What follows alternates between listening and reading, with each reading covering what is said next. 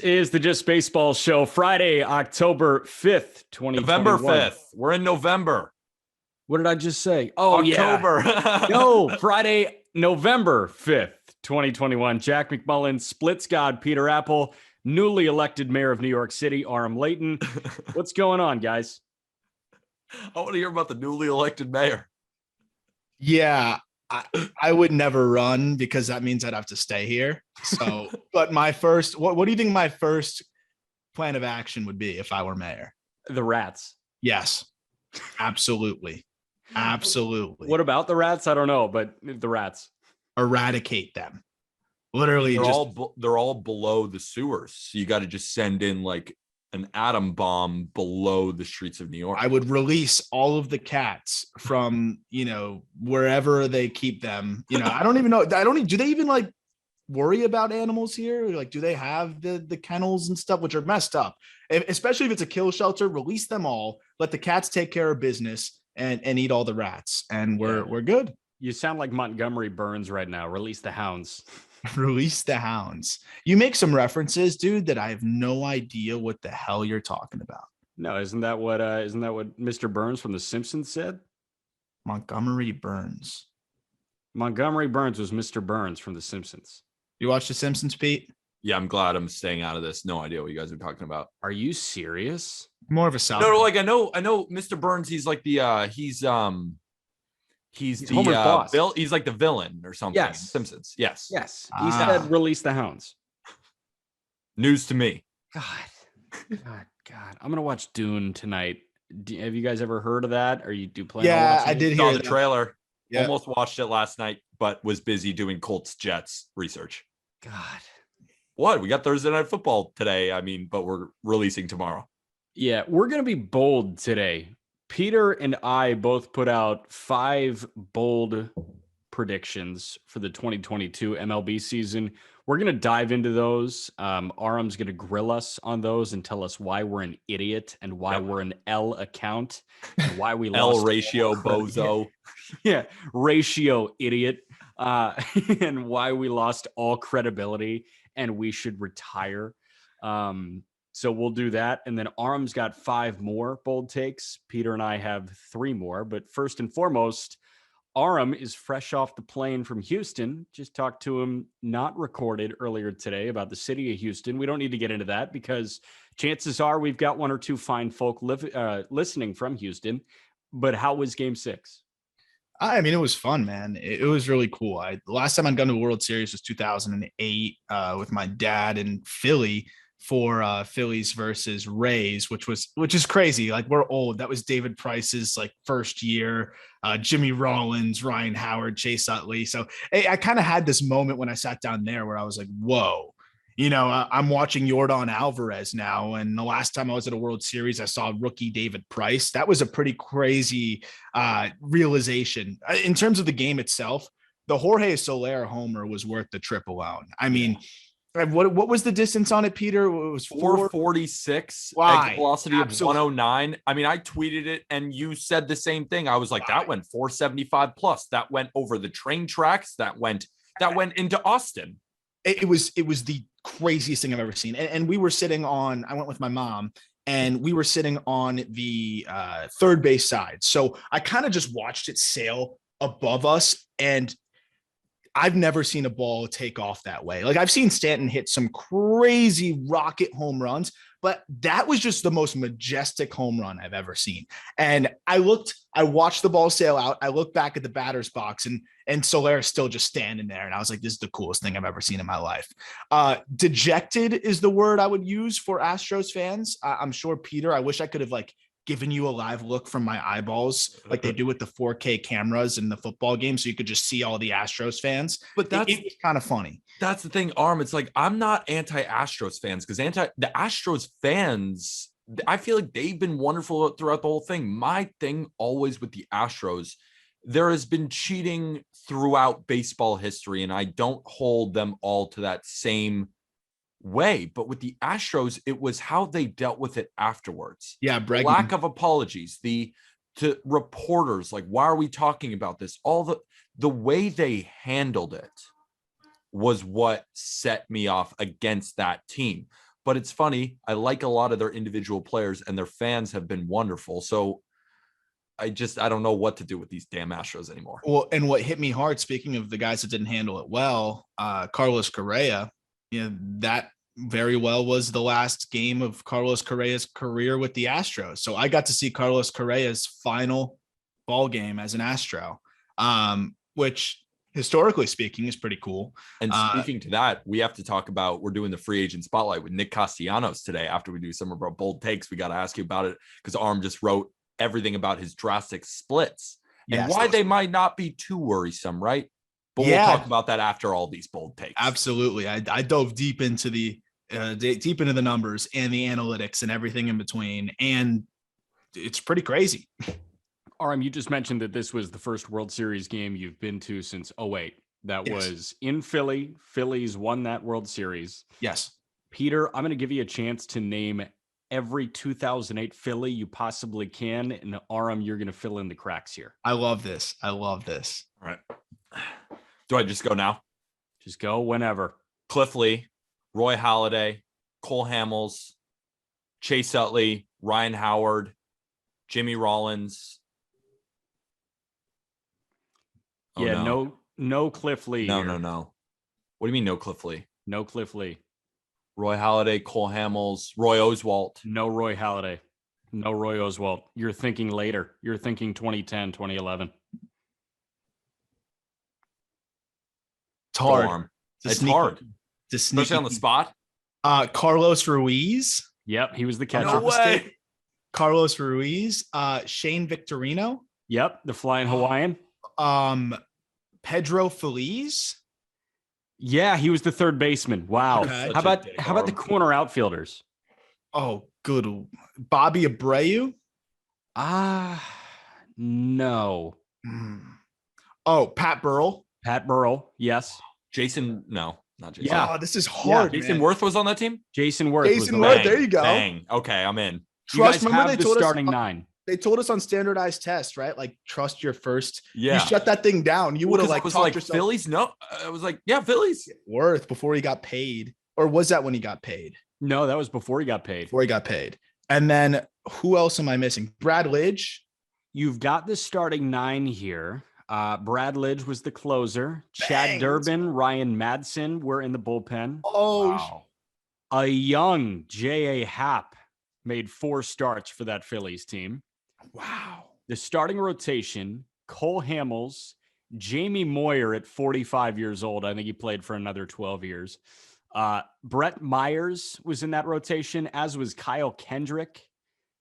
Adam Eaton, not Adam Eaton, the outfielder, Adam Eaton, the pitcher. I remember him. Started 19 games. Joe Blanton, 27-year-old Joe Blanton, also started 13 games. How did that team win the World Series? I was just thinking about a completely different team. You were thinking about 2011. Yeah, I was. Yeah, that's the more memorable squad. I mean, one where Roy Halladay threw a no-hitter in the playoffs instead of Joe Blanton. That's a fun memory lane one right there. When we're doing off-season trivia, which we're going to start ramping up in a few weeks. That'll be a fun one. Just like fill in the roster from 2008 and just pick a random team. The Rays squad was pretty crazy too. We'll save that one for another. We'll save that one too. Yeah, but that was a good one. That was good. Getting to some bold takes. That was like a verbal Sporkle quiz. Yeah. Let's do bold takes. Let's save the new ones and dissect the old ones. We're going to go rapid fire through the old ones. They're not even that old. You can go to our TikTok at Just Baseball Fans to get into those, but we'll start with Peters, who are the oldest because they're a whopping 2 days old. You dinosaur. Let's start it. Number one. Wander Franco wins the MVP and leads the Rays to the World Series. Aram? Waiting for someone to tell me I'm incorrect. I mean, what Wander Franco did in the postseason has me believing that he's capable of anything on this planet. Obviously it's a hot take, so it's a bold take that he's going to win the MVP. Like, I don't have a problem with it at all. He is special, and I think what he showed on the defensive side of things, I always thought he was a good defender. He now looks like a great defender. Now you factor that in, hell, man, I could see it. He's the type of player that could be I know he lost rookie status, but like win rookie of the year and MVP. Like he's that kind of special player that you don't see very often. Because I was always thinking, my thought was, I was watching him in the playoffs. I'm like, this is going to be by the end of next season, the second best shortstop to Fernando Tatis Jr. with, I think, the ability, like this guy could hit 300, hit 30 home runs, steal 30 bags, and play an incredible defensive shortstop, which would put him near the Right likes there. It of just Fernando depends. Tatis. And then if he can do that in his second season, and I don't see why he can't, he's number one prospect. Last year, the year before, how long has he been a number one prospect? 2 years. 2 years. This is the next guy. And I'm staking the claim. I had the Rays winning the World Series in 2021. I'm confident that this team is that good that they can go back. They'll get Tyler Glasnow back. Shane Baz, another year of him. Tyler Glasnow's not coming back next year at all? I think so. Not next year at all? He also might get traded. My understanding is not until the very end of 2022, and that's thinking optimistically. Interesting. I was under the assumption we were looking at an all-star break, but you might be right. I still am with it. They got there without him anyway. Yeah. What I will say to that is Shane Baz needs to be what he is advertised as, and I think he will be. Shane McClanahan's got to take a step up, and I think he will. I'm right there with you. I don't see any reason why the Rays aren't going to the World Series. They've got about 5 dudes in their system too, that including Jaden Murray, who we just did a write-up on justbaseball.com with an interview, and he was really interesting to talk to. Incredible command, actually some of the best command in the minors. They've got like 4 or 5 guys in double AAA that they might not be aces, but could slide right into the back of that rotation and give you innings. And who knows if that they end up taking a next step next year, but they got plenty of dudes that could fill into that rotation as well. And 2 more Rays that I want to mention before we move on to take 2 from Peter. Vidal Brujan, I know you're not crazy high on him, Aram. I am still very much the thinking that Brujan can be a very good second baseman at the major league level. I think Brujan can be a contributor as a switch hitter that can hit pretty fine from both sides.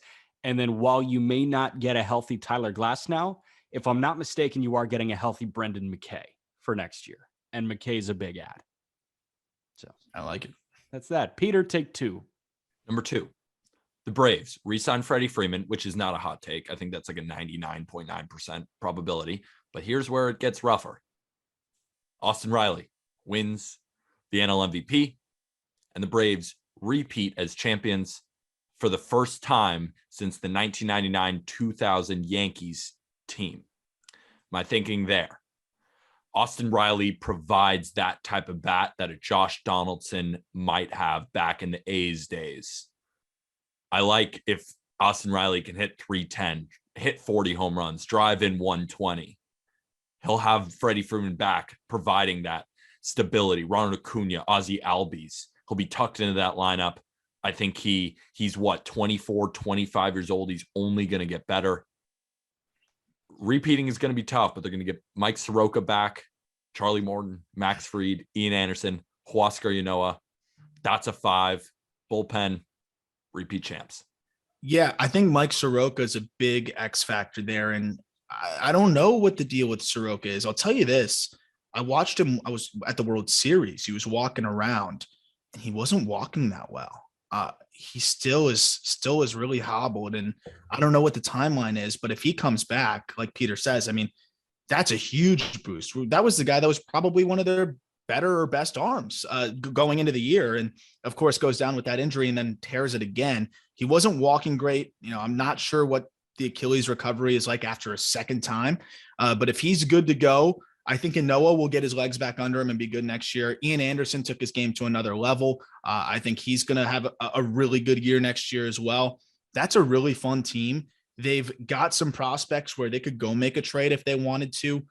We'll see. We talked about it a couple episodes ago about which outfielders they're going to keep. I'm assuming they're going to keep one of them. I think Jock makes the most sense. And I think that would be a nice guy to complement their situation there. We'll see what they do at shortstop. I could see them looking to upgrade, but after what Dansby did at the end there and what he means to the team, I doubt it. So they'll probably stick with that squad. The thing that I think people sleep about or forget about too is that Travis d'Arnaud was hurt like the whole year, and they were rolling with like Alex Jackson, who was terrible for the Marlins. William Contreras, who's not good. They were really making it work, and d'Arnaud was a phenomenal catcher. He's going to be there, hopefully healthy for the whole season next year. They extended him. It's a good team. And the bullpen really settled in at the end, which I think is a huge boost for them too. It's a good team. I know we talked about this, but just so I remember having it squared up, both Jock Peterson and Adam Duvall have mutual options for next year. Duvall is the weirdest case ever because he played almost a full season in AAA in the middle of his big league career because he's been so up and down. So he doesn't meet the threshold to be a free agent, still has a year of control. So he declined the mutual option and now goes to arbitration. So he did that because he knows he's going to make more than, or thinks he's going to make more than $7 million in arbitration. Because the Braves have him under control. So that's the really interesting thing. So I guess Duvall will be returning. Yeah, this CBA needs to kick in right now. Adam Duvall is 33 years old and hasn't hit free agency. And he could decline an option and then you're still under control. Yeah. Like hot psych, you're not a free agent. That's bullshit. Third take, Carlos Correa signs an 8-year, $250 million deal with the Detroit Tigers. Here's my thinking. Oh, you didn't say Yankees. I just wanted to give you a thumbs up. Congratulate me. High five. Thank you. Here's my thinking. AJ Hinch, former manager. There's that relationship there. When you look at the Tigers, how they're constructed, their best prospects, Riley Green, Spencer Torkelson, Dylan Dingler. Dylan Dingler, the catcher, Torkelson, the corner infielder, Riley Green, the outfielder. We look at their pitching, Matt Manning. Why am I forgetting? They've got Matt Manning, Tarek Skubal, Casey Mize. They got the arms. What do they need? A shortstop. Nico Goodrum, probably not the answer. They don't really have a shortstop prospect unless there's someone deep, deep down there. Gage Workman, high A, but he's not going to be ready in time. And he's a glove. If the Tigers want to win and they want to spend any money and they want to get a guy like that, Carlos Correa is the answer. He signs with the Detroit Tigers. And maybe I'm even low on the actual contract because he might get 10 years. I love how you're saying Detroit. Detroit. The Detroit Tigers. Hey, I'm going to do the ASMR thing I did on yesterday's pod. You ready? Yes. That's not even a hot take. This is an L account. Yeah, nice lukewarm take, Peter. Is that even lukewarm? Because we got people in the comments being like, that is the worst take, or people being like, that's not hot enough. So you got positives and negatives on both sides. You know, only your co-hosts' opinions matter. But no, I think that's hot enough, bro. Like, when's the last time the Tigers have given out a mega contract, Jack? When's the last time it's happened? Miguel Cabrera doesn't count. Like, why does he not count? Because they already had him. It was an extension. When's the last time they've signed a free agent? Was he? Did he do anything? Who? Oh, actually, Prince Fielder signed like a big ass deal with the Tigers. Oh yeah, and then he had the neck injury, right? Yeah. I mean, he had to retire. So I mean, like, that's the point. I think it's a hot enough take given that the Tigers have not done anything in free agency for a long time. I like it. I think it's not as hot as the other takes, but I'll still give it hot designation. I will still give it hot designation. Good call, Peter. Prince Fielder signed 9 years, $214 with the Tigers in 2012. Marlins offered him a little bit less, and he went to the Tigers. He was set to be an unrestricted free agent after the 2021 season.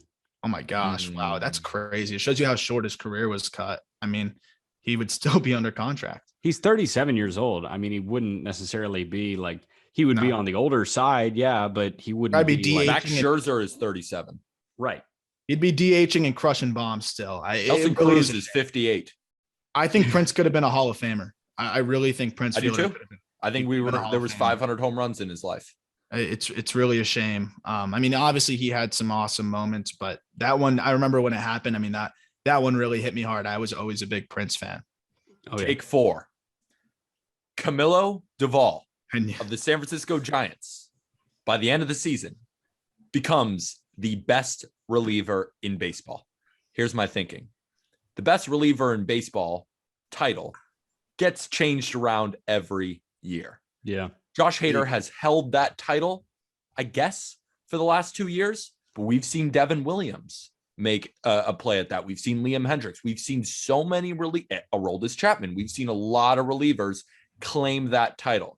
I think Camilo Duvall after this season will have that type of season where we say that young 23-year-old or 24-year-old, he is the future of the relief pitcher position. Jack? 101, wipeout slider, a dog in the playoffs, and he's young, and he's on a team that knows what to do with him, which matters. Yeah, I'm going to give you the benefit of the doubt here because you're right. The title of best reliever in baseball changes on like a month by month basis. You remember first month of the 2021 season, Alex Reyes was the best reliever in baseball. And then like it always changes. So I think at some point you might look at Doval as the guy. You could also look at the former electrician who beat the Yips, Tyler Matzik, right? Like there is such a fluctuation when it comes to best reliever in baseball.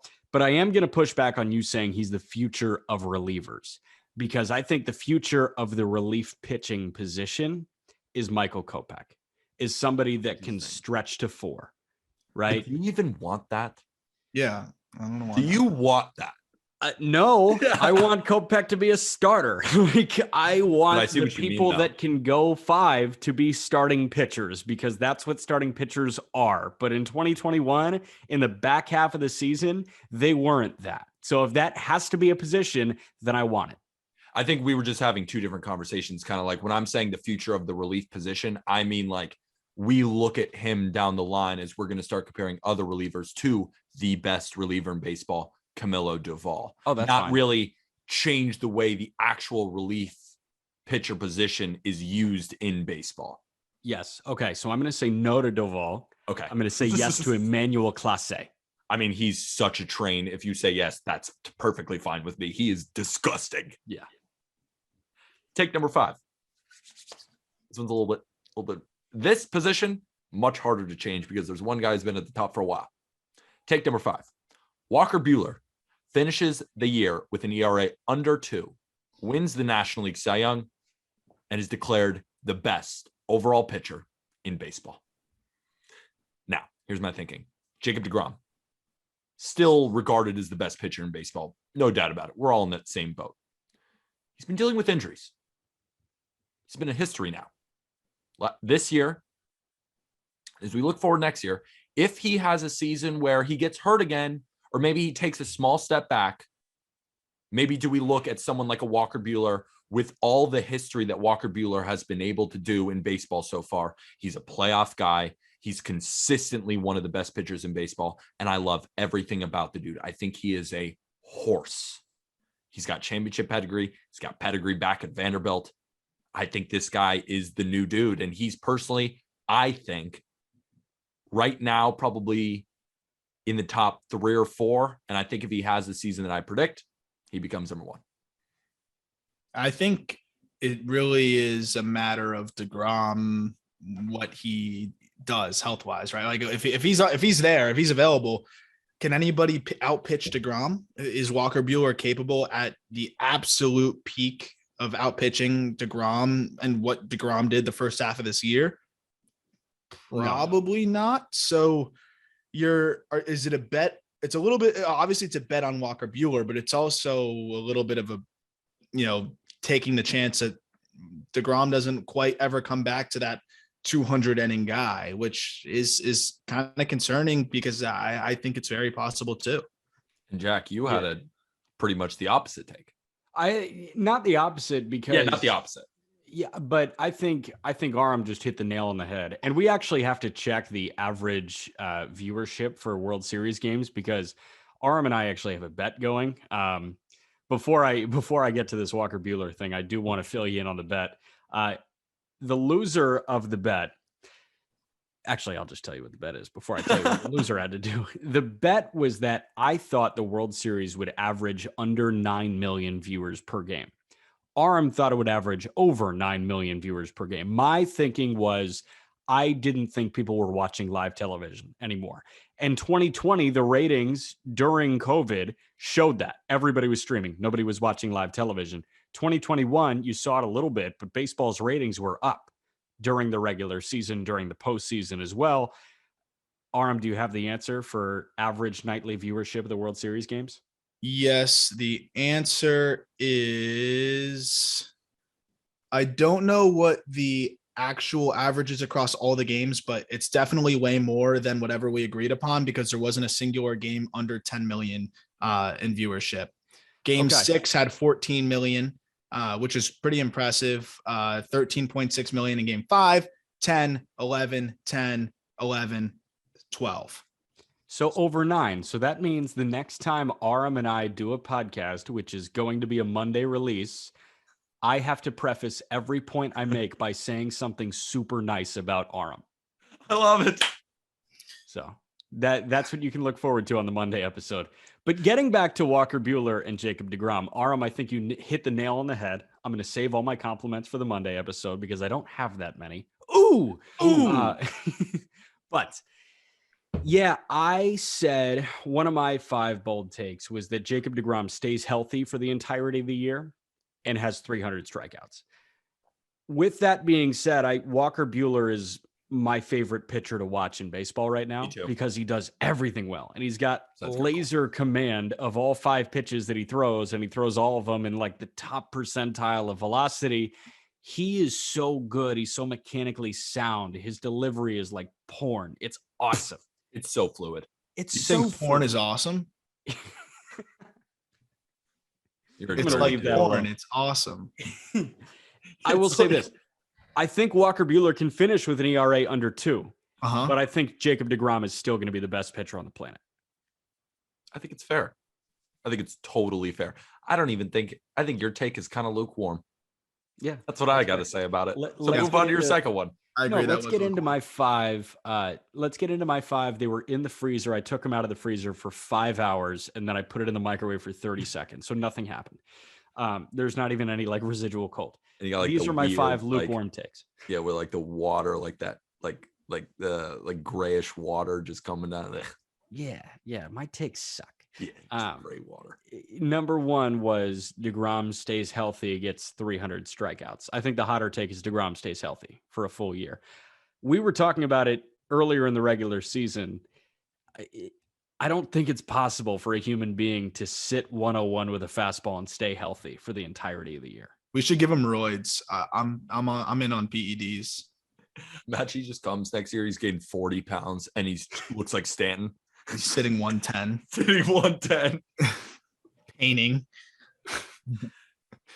Yeah.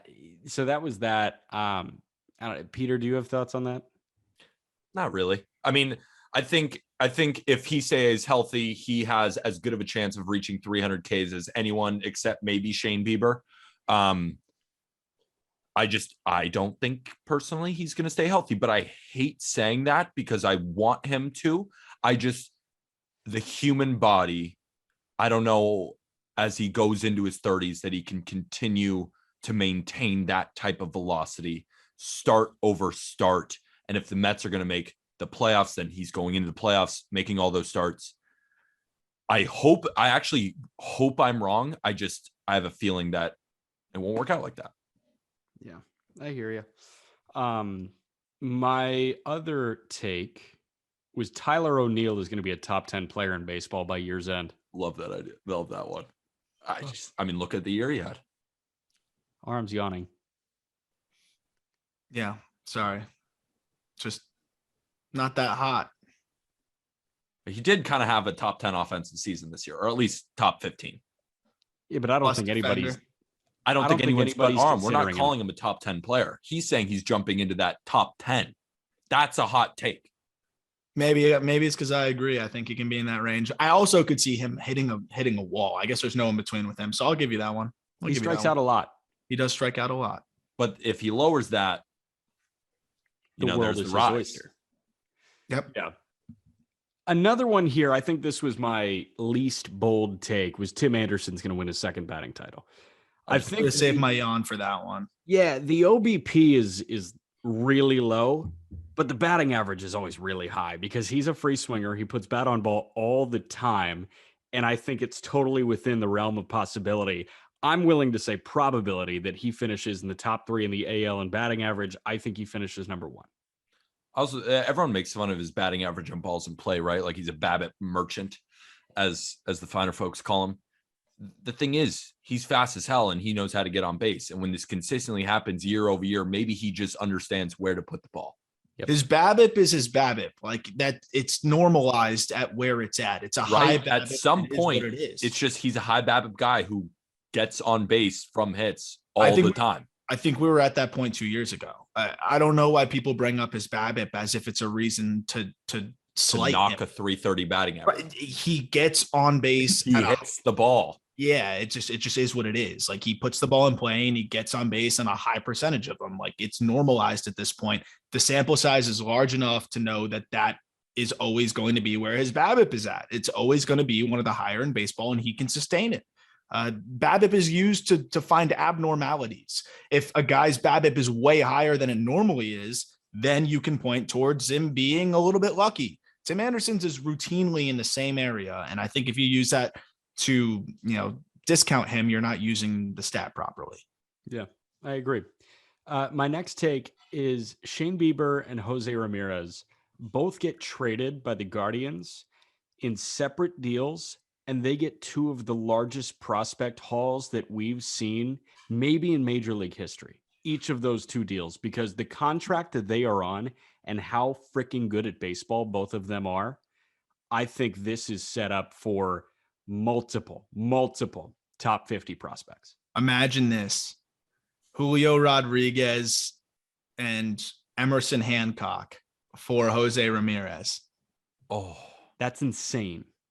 Could you imagine what I that? Want to say, I think Julio Rodriguez is going to be better than Jose Ramirez. It's hard. I am in love with Julio Rodriguez. I think this is incredible. The next one of the best hitters in baseball. I mean, Jose Ramirez is right there. So I just said that because, comparing them, but that's how highly I think of Julio Rodriguez. I'd still trade him for Jose Ramirez in 2 seconds. 2 freaking seconds. Yeah, I would too, I guess. But I agree. I mean, that's why I would think it'd be a great deal for both sides. Could you imagine the Mariners with Ramirez now? You swap out Seager for Ramirez. Like that's sick. I don't think Julio gets traded, obviously, and Ramirez. There's not that many teams that have the prospect capital, so it should be pretty fun to see if that ends up happening. What kind of deal we see, because it is one of the most team friendly contracts you'll ever find. Then my final take that I had previously put out on the talkosphere, was Christian Yelich regains his health, regains the prettiest swing in baseball, returns to MVP form. This is, I feel like, just hopefulness. I hope. Do you, was there something that you said this is the reason why, or is it just kind of hopeful? Because at least for me, nothing during the regular season, maybe I guess you could just say injuries, but that came out to me and said he's going to come back next year. What I just saw was a guy who just looks kind of a different player. Yeah. What are we going to do for the next 4 months, Aram? What do you mean? I think we're going to wait for baseball to come back. Oh yeah, of course. So what happens when there's no baseball? The baseball players don't have to play baseball. Yeah. They can just get healthy. Yeah. Yeah, I hope. If you give Christian Yelich 4 months to get healthy, I don't know. I hope so. Because baseball is better when guys like Christian Yelich are performing at their best. And the Brewers they already said they're going to address that offense. We know how much it stalled out at the end. It was a big reason why we were nervous about them. We know what their pitching's capable of. We know what their bullpen looks like. If they address that offense, that's a scary team. Could even be the favorite to win the division. And those are my takes. So let's go with our new hotter takes. Aram's got 5. Peter and I both have 3. Aram, you're going to start. We're going to go around the horn, and then you're going to finish as well. So what's your first one? So my first one is that the Mariners win the AL West. I think that the Mariners take the division. I think the Astros take a step back next year. A little bit of the World Series hangover, a little bit of the fact that you're losing the best shortstop in baseball pretty much. At least, by WAR standpoint, aside from Tatis, what he does defensively, what he does offensively, who's replacing Carlos Correa? Who's playing shortstop? Are you moving Bregman from third? Then who's playing third? Oh God. What are you doing? And then McCullers, like, let's hope he's 100% next year. But I think Framber Valdez showed some vulnerability. I think you got to be happy with Garcia, but there's definitely some questions there. I just don't know if they're that dominant team the same way next year. And let's be real, the Mariners were awesome, and I'm sold on it. Like, they're only going to get better. I believe in Jerry Dipoto. They have all of the assets in the world. They made trades to position themselves to bolster themselves this year. Julio Rodriguez is going to be up at some point early in the season. I really believe so, especially if we fix the service time thing. Jared Kelnick had a 130, 140 WRC plus over the end of the season, got some really important at-bats, and I think has a lot of confidence rolling into next year. Kyle Lewis will be healthy. They've got Kyle Seager off the books. They've got money to spend. I think they're going to spend some money. This is going to be a very, very good team, and they've got a lot of assets in the pipeline to go make some deals. I want to follow up quickly by saying that I'm going to watch more Seattle Mariners games than any other team in baseball, maybe more than I watch the White Sox and the Cubs. Because in the outfield, they've got Kelnick, J-Rod, Kyle Lewis, Taylor Trammell, if they want to move him in there, right? And Jake Fraley, defensive legend. Jake Fraley, defensive legend. For some reason, I'm a big fan of Cal Raleigh, and I do like that infield too. I think we'll figure it out. I think so too. Ty France is a god. Don't forget Mitch Haniger. But you say Kikuchi is now gone. More money to spend. More money. Diego Castillo is a legit major league closer and an all-star caliber major league closer. And then let me just paint the picture for a possible starting rotation for the Seattle Mariners here. That will include George Kirby, Matt Brash, Emerson Hancock, Justice Sheffield. Keep naming people. Those are all people. Flexen will be the Logan Gilbert. They got dudes. Justin Dunn. God. Justin Dunn. Studs. I can't even believe you said Justice Sheffield. I mean, shout out Justice Sheffield, but he's probably 8th in that. I think he's good. I think he's fine. He's fine. Justin Dunn was really good this year before he was hurt. I thought he looked really strong. Shout out Boston College. They've got some dudes. I mean, I really like what they've built over there. And I mean, Marco Gonzalez even was a really solid, like, back end lefty guy at points last year. I think Gilbert's going to put it together.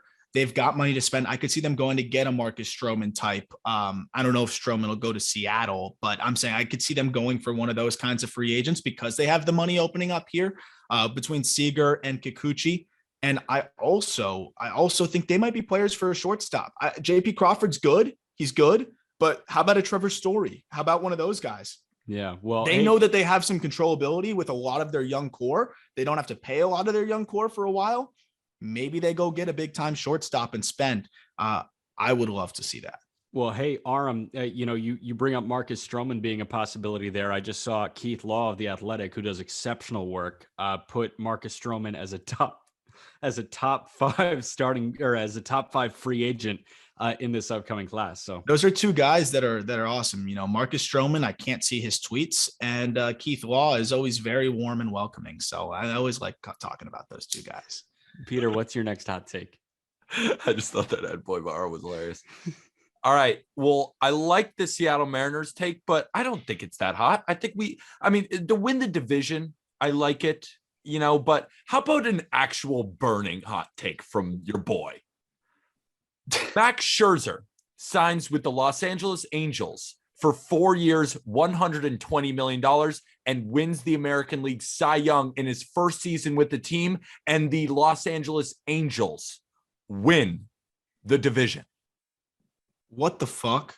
Exactly. Max Scherzer, if he elects to become a free agent, he wants to stay in Los Angeles. The Angels are going to give a lot of money, and they need a starting pitcher. What are you guys doing? This could possibly happen. 4 years, 120 is not out of the realm of possibility. Yes, it is. Mike Trout comes. Why is that out of the realm of possibility? He's 37. So what? He wants a deal into his 40s, reported by John Heyman. So do I. Someone's going to give him that amount of money. And if it's going to be a team, it's going to be the Angels. I'll bet you guys nobody can gives shake on a super hot take. You're right. It may not actually happen. But if someone's going to give him that kind of contract, the Angels are a team that might. They need the starting pitching. Don't you think they learned their lesson from Pujols? No.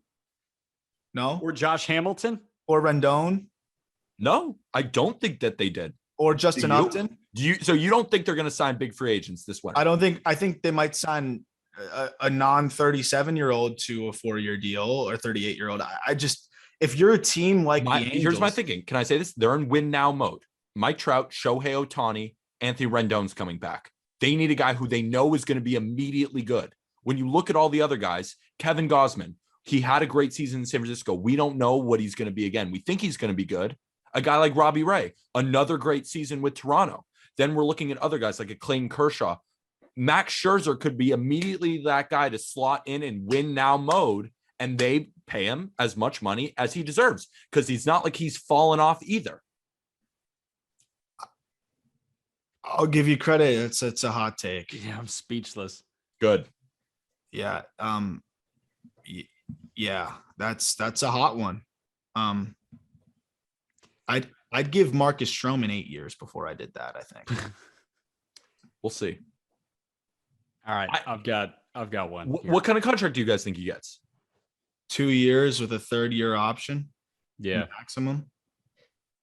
He showed that he is still one of the best pitchers in baseball. Still. Yeah. A lot can change that can drop off quick. Yeah.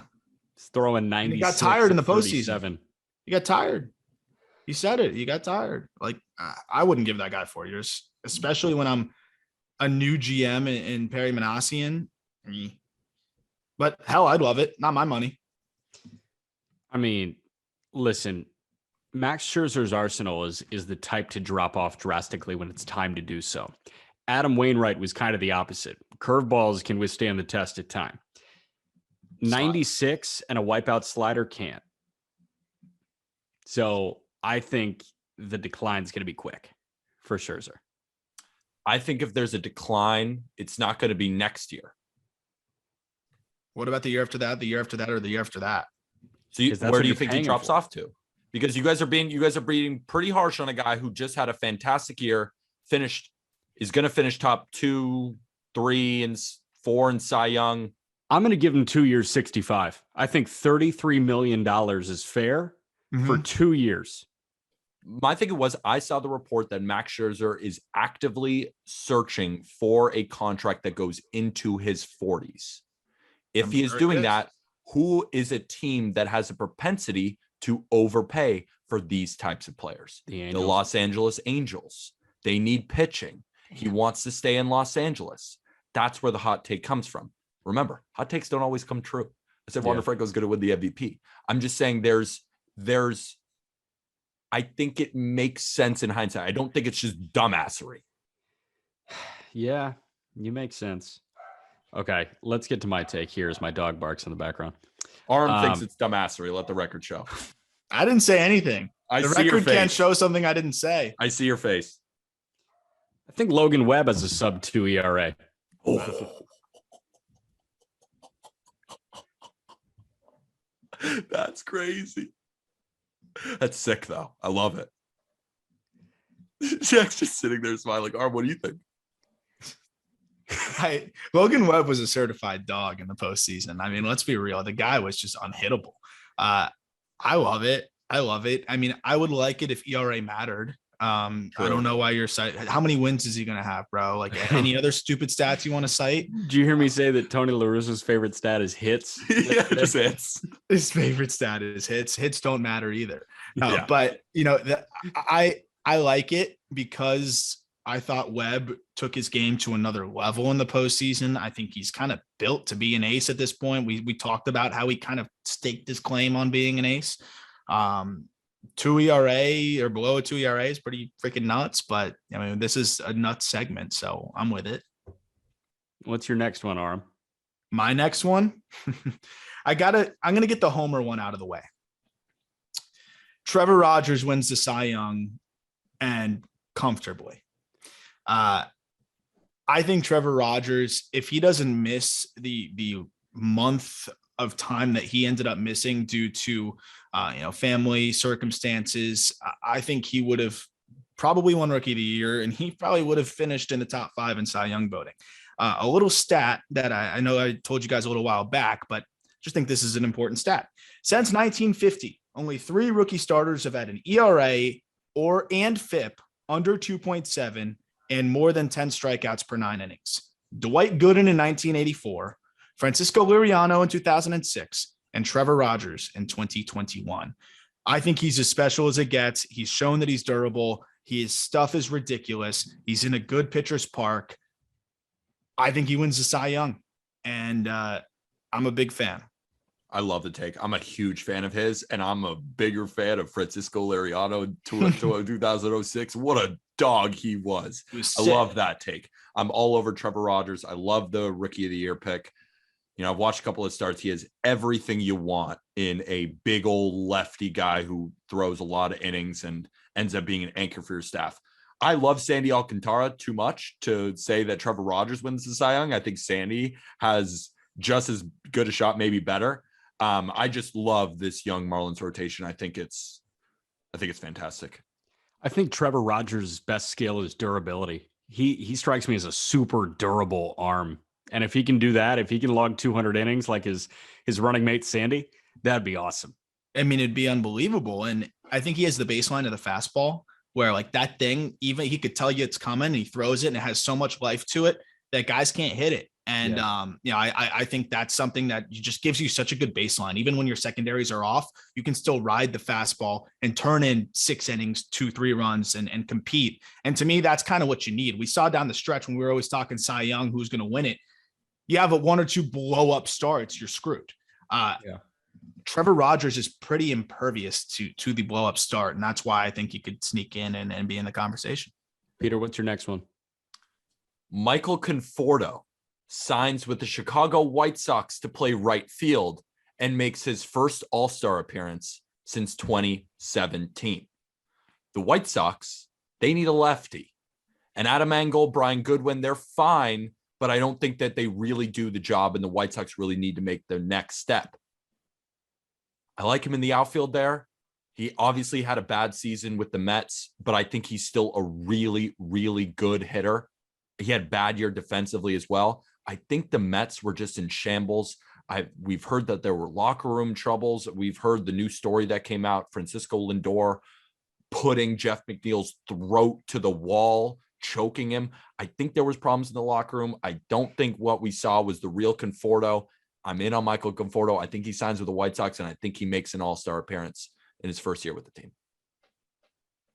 And some good leadership by Lindor. Yeah. That's your leader. Did you guys hear that story? He really wants to win. Yeah, he's just focused on winning ball games. He wants to win so bad that he'll choke you out. Yeah, so that's a leader. This is the story. So, I mean, we read, and it was they went down into the tunnel, and how they covered it up, I guess, they said it was a squirrel in the tunnel that they were all looking at, but it was really a fight between Francisco Lindor and Jeff McNeil, and it was over field positioning. So Francisco Lindor told him to move over. He said, "Shut up, I know what I'm doing." And then I guess he got in the line of throwing from Lindor. Runner was safe. They had an altercation in the dugout. I just think this Mets team was too talented for there not to be problems in that locker room that kind of maybe broke them apart. Maybe Conforto. I don't know. This is all conjecture. I get it, though. You know, there was one time where, you know, I posted a TikTok and forgot to, you know, put the right title on it. And Peter choked me out. Yeah. Choked him out. Yeah. It was crazy. But you know what? Almost killed you. I came out afterwards and respected him more. And I think you came out a better TikToker. Yep. I came out and now I respect Peter more as a leader and as you know, the co-founder of the site. And I think Lindor's doing the same thing with the Mets. He's doing the same thing with the Mets. I wish we had a tunnel where we could just go settle differences. Just go fight. That's what the tunnel's for. Yeah, that'd be good. Here's what I do want to say about this. Peter, good content creator, better leader, and he's willing to choke people out. He's willing to. And I'm also willing, if someone wants to give me a Francisco Lindor contract, I'll take that as well. Yeah, it was so obvious for somebody not living in New York and not watching a ton of Mets games, but just like following at a very pedestrian level what was going on with the Mets, that it was Lindor and Baez versus literally everybody else by the end of the year. Seemed like that. So what do you think? I mean, you're a White Sox guy. Would you like Michael Conforto? Yeah, give him to me. Yeah. I want Conforto. I think that Gavin Sheets can hold it down there, and I think that Andrew Vaughn should be an everyday player. But I'm not going to turn down Michael Conforto, who absolutely has all-star capability in 2022. I think that's a very good piece. If he's not asking for crazy money, yeah, I I'm don't here think for he it. will. That's what I'm saying. I I think think he just wants years. If you Yeah. give him 3 years, I think he wants that more than like the QO for one big year. I think he wants just a few years of stability. And I think he's going to bounce back. He's too good of a hitter. I think everybody kind of feels that way. He's always been a guy that I think has always looked like a smooth, nice swing, good approach. Victim of circumstance, I think, a little bit this year. It's contagious when the environment's not really one that's great to play in, and I could see that really having an effect on him. And I could see being in that locker room with a bunch of guys who can flat out hit being good for him over with the White Sox. And I'm sure La Russa has had more than enough players that have struggled and has helped them bounce back and can probably provide a lot of context to what Conforto went through last year. And I'm sure La Russa will be a good effect on him too if that was the case and he went there. Yeah, I don't think Tony's going to choke anybody out in a tunnel. No, at least that we know of. No. Yeah, he was ready to choke out an opponent, but he goes to war for his guys, which I love. Except Yermin Mercedes. Except he kind of went to war with Yermin Mercedes. What I've heard about that interaction is Yermin got very in his own head, and La Russa was going with the tough love route with him. La Russa is very good at managing players. He's not good at the other stuff, like knowing baseball in 2021 and interacting with people outside the team. But in terms of interacting with his players, what I've heard so far is that players really enjoyed Tony this past year. Seemed like it. So give me a hot take. Here's my hot take, and it has nothing to do with the White Sox. I wanted to put together a boiling hot take on the San Diego Padres, and I'm doing it. I was going to say that they were going to finish sub 500 again, but then I had this Nirvana moment where I said, holy shit, Clevenger's coming back. Lamette's going to be healthy. Snell's probably not going to suck as bad as he did this year. I don't know what Darvish is going to do. Don't really care. CJ Abrams is going to be healthy and he might come up. I'm not even banking on Mackenzie Gore. And then Ryan Weathers is going to be healthy too. And I said, with that starting rotation, with Bob Melvin as the manager, with shakeups in the front office pretty much everywhere besides general manager, I think the Padres are going to win the World Series. Oh, okay. Told you it was a hot take. One of my hot takes I was going to bring up, but then I decided against it. The Padres don't make the playoffs again. I think the Padres might win the World Series. I think it might be either or, though. Yeah. I really think they're going to catch fire or just plummet again. Yeah, I think they're going to catch fire. I was thinking plummet, and then I did some soul searching, and then I said they're going to win it. That was my thinking. It was they're either going to suck or they're going to win the whole thing. Yeah, I don't think there's any in between. Yeah. A lot of it's on Preller. I think he's got to make the right moves this offseason, and they don't have a lot of assets. I would probably look to make a trade, and I would trade Mackenzie Gore. I don't know what he's worth at this point. You're getting the bottom of the barrel then because you're trading him at his lowest value. I mean, we just saw what he did in the Arizona Fall League. What do you have, a 6.5 ERA? It might go lower. I'm looking to make a couple moves. I think they're going to sign somebody too. I think they'll probably still go get a starting pitcher. I don't think you can count on Lamet being healthy. There's been a lot of recurring injuries. But let's be real. They're as talented as it gets. They've got one of the best players in baseball. I could see it, I could see it all clicking. And I think Jake Cronenworth's one of the most underrated players in baseball. Still, even though people are aware of how good he is, I still think he's underrated. I could see it. I think Austin Nola is a big X factor too. And don't sleep on Luis Campusano. Could make his way up to the big leagues this year also. Totally. So it's my turn, right? Yeah. Yep, your next one. So let me get comfortable for this one. Ryan Mountcastle will hit 50 home runs next season. That's a hot take, and I love 50. 5-0 Crush Davis-esque from the right side. He's doing it to Hitter's Park. He's got some of the best power numbers, especially down the stretch in all of baseball. 16 home runs over his last 47 games. He's settled in big time. He's got prolific power. Give me Ryan Mountcastle 50 bombs next year. Yeah, that short fence in left at Camden Yards is a homer factory. You can't prove that through stats. It's just feel. expected slugging, throw it all out the window. I love it. I love it. If it happens, it'll be the coolest thing ever. Every time Mountcastle hits a home run, I'm gonna be amped. This is one that will be absolutely following the entire year. I'll forget about the other things I said. Mountcastle, 50 bombs. I'm manifesting it.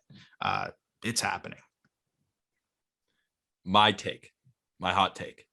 Big Meat Pete unleashes the ultimate meat in the 2022 season, sets his personal record for home runs with 54 and leads all of baseball in home runs.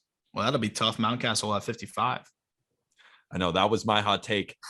I saw Pete Alonso this year. I thought he actually had a really great season. He hit 37 bombs. When I said about the expected slugging with Aram, at least with Pete Alonso, the expected slugging was really high. The max exit velocity, 118, in the 99th percentile, the hard hit percentage, all of it. I mean, we know what Pete Alonso is. Can this be the season that he goes back to those ways and hits 54 home runs? Yes. Got a feeling. I think so. Yeah, I mean, this is a guy that on a nightly basis was ripping 115-mile-an-hour ground balls to the second baseman, like going the other way. So fucking hard. And he also, he's hitting a bunch of doubles. We saw what he does in the home run derby. He has some of the best power in baseball. Wouldn't be shocked if he sets his own record. He's a better hitter than people give him credit for, too. He really is. And he's only 3 seasons in, and he's 26 years old. He's got some growing even to do. A really big key there is he showed that he can be more of a complete baseball player. Going off of what Jack said, shooting him to second base. I mean, his strikeout rate dropped by nearly 6% this past year. The chase rate's improved. He's leveraging his hitters' counts better.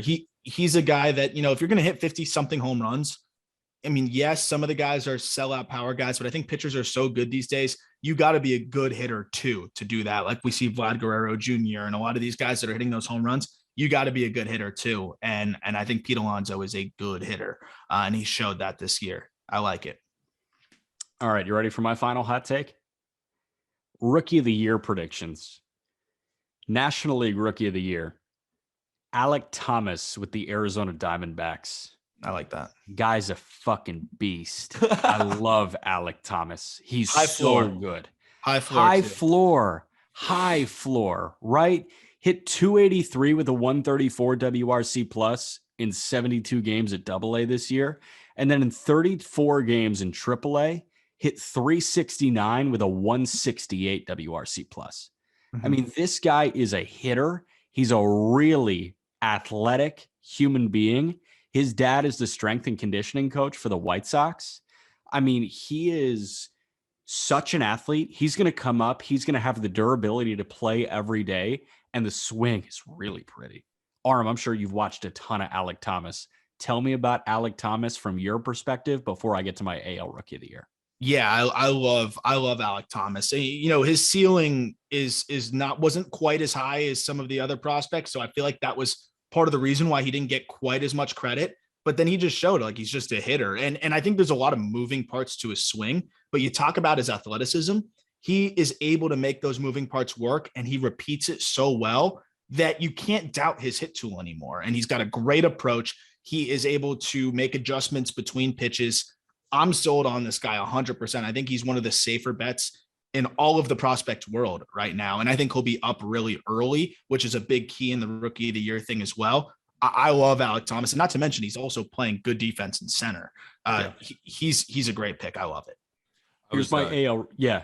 I was just going to say, I was considering one of my hot takes being the Arizona Diamondbacks set the MLB record for losses at 120 next year, but it's not. I don't think that's going to happen, but I wanted to just be crazy, but that's too much. Second part of my hot take, my Rookie of the Year prediction. The person I'm picking is not a hot take here, but the way of winning is a hot take.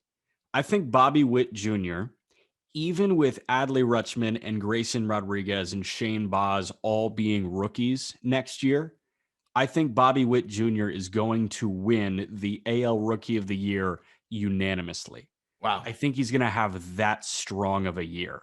He's going to be the type of guy we talk about, like, this was what Wander Franco did, but for an entire season. and he's going to he might get MVP votes his rookie year. Wow. I love believe in it too. I mean, but what about Randy Rosarena? He could win it again next year. Yeah, true. God damn it. Ian Anderson might actually qualify for AL Rookie of the Year. Yeah. I hate it. Yeah, if they can beat out those guys, he's in good shape. He's in good shape. 5-tool player, man. I love the take. I mean, Bobby Witt Jr. is next up. I mean, this is the next. I gave him a Trevor Story comp. That's what I think he'll be, but better. So, but better, yeah. But better. I love it. I love it. Well, to piggyback off of that, I have two more, I guess. So I'll just fly through both of them. The Royals will win 90 plus games next year. I think that it's hot because they were really terrible in the second half, like really faded. I know Pete liked them going into the year, but they really faded. So I thought it was hot enough given how much of a wall they hit. I think that their pitchers are going to figure it out a little bit. I think Brady Singer is going to finally have it click for him in that third season under his belt. I believe in Daniel Lynch still. I think he's got good stuff. Carlos Hernandez came up and was a dude for them, which is a nice little bonus. I think they're going to go out and spend a little bit too. They think that they're closer to winning than a lot of people give them credit for. And I agree. And they thought they were closer last year, which is kind of funny. But I actually do think they're getting there. And I believe they're going to spend a little bit strategically. And also, you mentioned if Bobby Witt Jr. is having the kind of year that Jack thinks he's going to have, that's quite the boost to your team. MJ Melendez led the minor leagues in home runs. He's going to be up there, whether he's playing third or wherever the hell they're going to put him. Southie's still going to catch, but I think they're going to split the time behind the dish too. I like that. I like Kyle Isbell. I think he's really underrated in the outfield. They've got a good little ball club there. Don't forget, Nicky Lopez had a magical year last year. Alberto Mondesi, if he's healthy. They've got assets too, and I think they're going to go wheel and deal and be creative. This is a sneaky good team. It's all going to have to click for them to win 90 games, but I'm not ruling it out. And then on the AL Rookie of the Year side, Tristan Casas wins AL Rookie of the Year. I think it's a hot take because it's really hard for a rookie to break in on a team as talented as the Red Sox and get that kind of playing time out of the gate. I think he's going to overthrow Bobby Dalbec. And I think Dalbec will still get some starts against lefties, but you're going to see him really in situations to succeed. They're going to shield him from lefties a little bit, and he's going to pulverize right-handed pitchers. I think Tristan Casas on top of that is going to hit 25 plus jacks next year, maybe even 30 jacks if he gets up early enough. I love the Tristan Casas take. I think he's going to be such a stud. Is it bad that I kind of starting to like Bobby Dalbec? No. Because I think he is a guy who could hit 40 home runs in this league. I think he has value. He just can't hit value. I know, but he's still young though. It's just someone's got to lock in on that swing. It's long. He doesn't imagine this though. Off speed. Yeah. You have Casas as a rookie going against the hard throwing right-handers, and then you have Dalbec going against the soft tossing lefties. Dalbec eats in those specific situations, and you protect Casas from the left on left early on in the career. You've got two guys in the most advantageous situations there. That first base position could be quite good for the Red Sox if you do that. But it's interesting. Why are the Red Sox? I hear that they're in on Rizzo. I hear that they might be in on Brandon Belt. Why are they going out Schwarber? Why are they going out looking for one if they have Casas, if they have Dalbec? Maybe they don't believe in Dalbec. I don't think they believe in Dalbec. Or maybe those rumors aren't true. And I think a team like the Red Sox, they believe in Casas, but they're still going to jump on an opportunity to get a veteran stud any day of the week. And I think that's kind of where they're at. And if Casas forces their hand, he forces their hand and they'll figure it out. All right, there we go. Tons of bold takes. 21 bold takes. Not too bad for the next season. And there's probably going to be some more teams that we didn't touch upon. So we might even need to, get a bold take for every single team. I think so. I think that's a good move. Somebody that I'm sure is going to invoke a lot of that, Nick Castellanos. We mentioned that, we might dive into him in this podcast, but you know what? We're kind of tuckered out from all these bold takes. I did a lot of, my heart rate was rising and falling throughout this. We want to give Nick Castellanos and all of the free agents do specific episodes on free agency as we move closer, because at this point, rumors are rumors, but once we get some concrete details or literally anything, we're going to talk about it. Yes, exactly. So he's at Peter Apple 23. at Aram Layton 8. I'm Jack _McMullen 11 on Twitter, at Just BB Media on Twitter, Just Baseball Fans on TikTok and Instagram. What else? Twitch.tv/Just Baseball. We got a Discord. Find us on YouTube. You can watch the podcast there. Leave a 5-star review on Apple Podcasts. Tell us what you like about the pod. It's not the postseason anymore, but the Just Baseball and Pillbox Batco collab is still around. Sweet Just Baseball shirt. You can find that on Pillbox Batco. You can also find it in the episode description. What else, Pete? Just subscribe to the podcast if you're enjoying it. Get it downloaded for your morning. We're going to be talking baseball all off season long. Check us out on Just Gridiron Fans. We started up a football page and beginning out picks. I like to always give the pick on here. I am taking Jets plus 10.5 and the under 45.5. So if you're listening to this on Friday and that didn't hit, not gambling advice, but if it did, be a little bit more happy. And Aram, you hate Mike White. No, I love Mike White, bro. But he is the under 36.5 pass attempts. And yeah, it's going to happen. Go Florida Panthers. Go Florida Panthers. Heat best team in the NBA. Florida Panthers best team in the NHL. Talk to you later. Oh wait, hold on. Is Tyler Hero better than? No, that's not what it was. What was it? Is he in the same conversation as Luka Doncic? No. That's what he said. I don't agree. But you know what? We're having the conversation, so he's technically in the same conversation. But of course he's not. But that's another side bet that Jack and I have, by the way. 17.5 points per game. Tyler Hero this season. I have the over. I have the over. He's averaging 22. Suck it, Jack. I've got the under. Julius Randle, best player in the country. Knicks, best team in the NBA. Thank you, everybody.